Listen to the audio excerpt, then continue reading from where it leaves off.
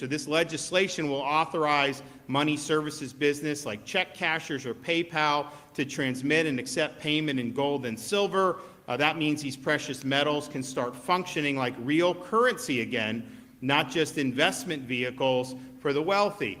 Florida Governor Ron DeSantis signed legislation allowing for consumers to pay for their bills with gold and silver in an effort to recoup residents' purchasing power.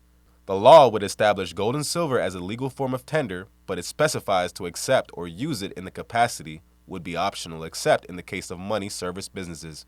The legislation would also set up a public deposit of gold and silver which can be used to pay for bills through electronic transactions.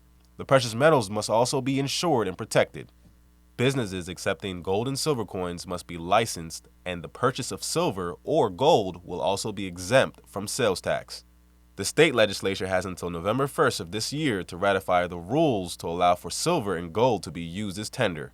The law would take effect July 1st, 2026.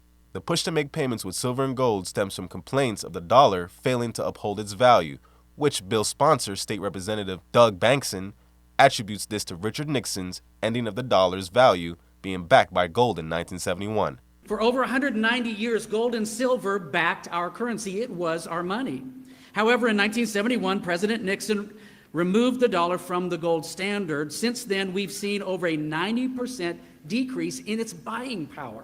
In May, Missouri lawmakers passed a bill which would allow for silver and gold to be used to make purchases by setting up an electronic specie currency, which would accept gold and silver in its digital currency value.